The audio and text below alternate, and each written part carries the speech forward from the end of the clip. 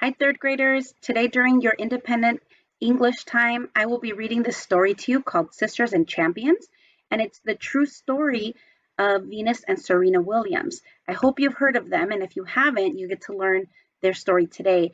They are two of the most famous, well known athletes in the entire world. They play tennis, they're sisters, and they had to overcome a lot because people didn't believe in them because they were women, because they were Black, and they proved a lot of people wrong, and they continue to be amazing role models for lots of young girls that want to play tennis. So while you listen to the story, I really want you to pay close attention to the characters. What is happening? Is there a problem in the story? Does it get resolved? What is happening so that you can write a summary? So remember to set up your paper this way. You have to write the title first, next, then, and finally. Those are some transition words that can help you remember to include the most important parts. Remember not to write too much, but include enough detail so that someone who has not read the book knows what it's about. I hope you enjoy the story. Sisters and Champions, The True Story of Venus and Serena Williams, written by Howard Bryant, illustrated by Floyd Cooper.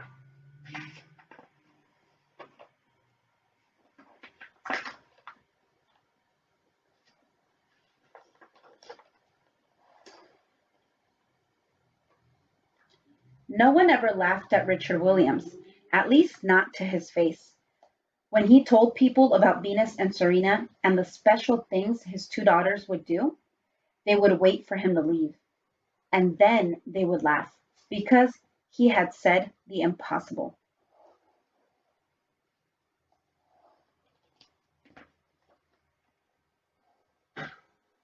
The Williams family lived in Compton, a real tough, sometimes scary part of Los Angeles.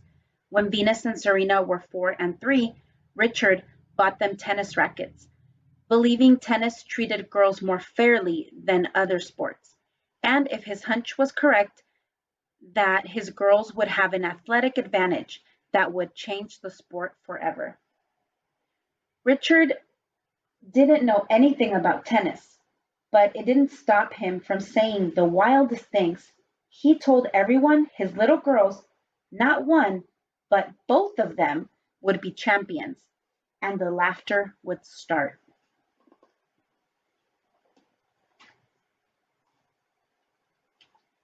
They laughed because Venus and Serena were Black, and Black people, they said, weren't supposed to play tennis. They laughed because Venus and Serena weren't rich, and people without money, they said, weren't supposed to dream so big. They laughed because Venus and Serena came from Compton, and no tennis champions ever came from such a tough neighborhood. They laughed because it was hard enough for one person in a family to become world famous, but two?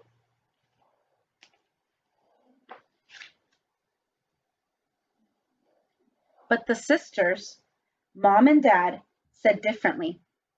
They said the sisters were made of special brown skin and wonderful eyes, of big smiles and bigger hearts. And when it came to tennis, a kind of magic. Just wait, their dad would say. You'll see. The girls were so different from each other. Venus was quiet, competitive, protective, just like a big sister. Serena was forceful, stubborn, and even more competitive, just like a little sister. Yet these sisters were also best friends.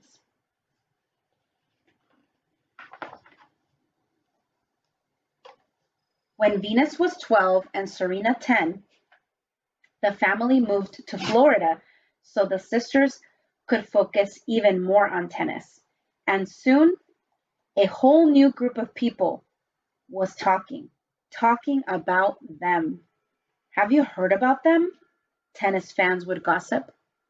I think the big sister's name might be Venus. Everyone's saying she's the next American superstar. And get this, someone told me her little sister might be even better.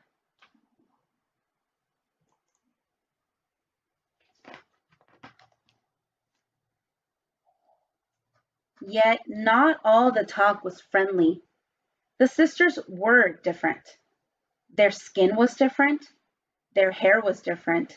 Venus was tall, really tall. And the way the sisters hit the ball so hard, like the boys, even harder than the boys, was different.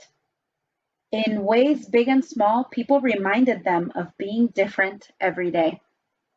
Their father wouldn't let his girls play junior tournaments, even though everyone played juniors. He made them focus on school instead. People said Dad was hurting his girls. Dad said he had a plan, that they were a family and families always stick together.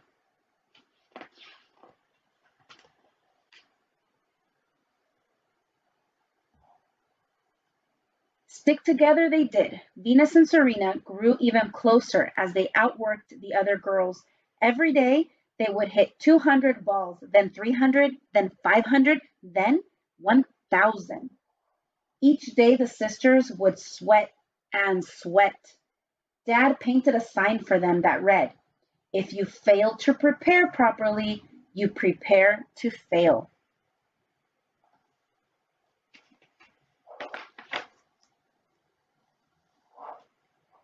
No one laughed at the girl's father anymore because his dream was becoming real.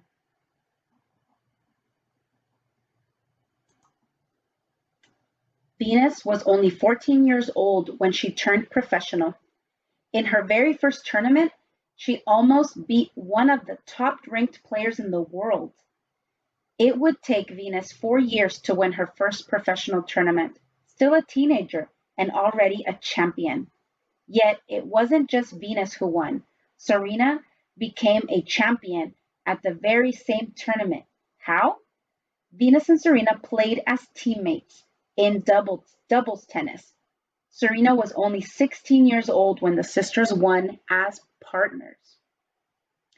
Both sisters wanted to be considered the best in the world, though, and for that to happen, only one of them could win in the end. One would have to lose. There was no avoiding it.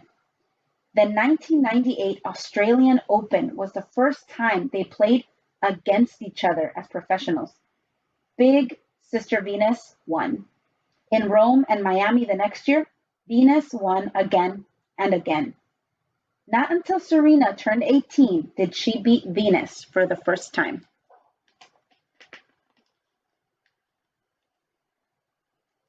The girls became young women. Their parents always said they were special, made of magic and big hearts. Soon the sisters dominated the biggest tennis championships in the world: the Australian Open, the French Open, Wimbledon, and the US Open. Venus won Wimbledon 5 times and the US Open twice. Serena would win all 4 tournaments in a row and nickname it the Serena Slam. The sisters were so good they seemed to lose only to each other. In February of 2002, Venus was ranked #1 in the world. 6 months later, it was Serena's turn to be #1. It is the only time in history 2 sisters or brothers were ranked first and second in the world. Another of their father's dreams had come true.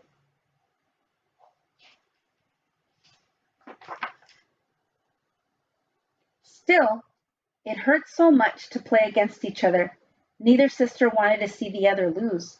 When they competed for a championship, Mom and Dad could barely watch.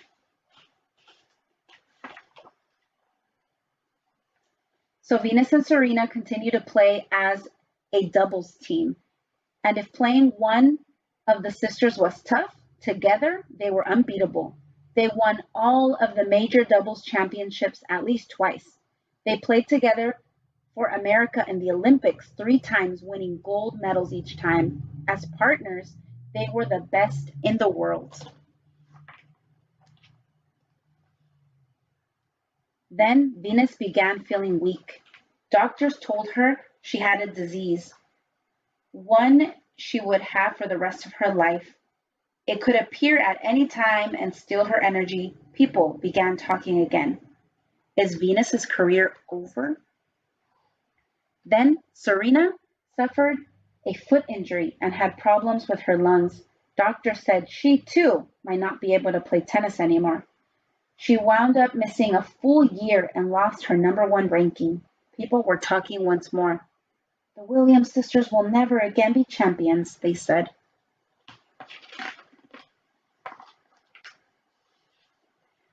But as their parents knew, these sisters had magic in them, and the true magic of Venus and Serena Williams is that they never quit. They never stopped working, and they both returned to play tennis. The year Serena returned to tennis, she won the singles tournament at Wimbledon, and the sisters together again won the doubles championship. Serena continued to win and win and win, almost too many trophies to count, more than any women's tennis player in history, and people were talking again. Now they said Serena was one of the greatest athletes, boy or girl, in history, maybe the best ever.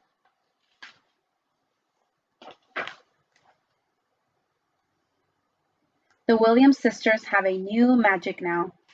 Other little girls with special brown skin, wonderful eyes, and big smiles want to play tennis. Venus and Serena are still best friends. They will always be family, sisters who grew into champions. My first job, Venus says, is big sister, and I take that very seriously. Tennis is just a game, Serena says. Family is forever.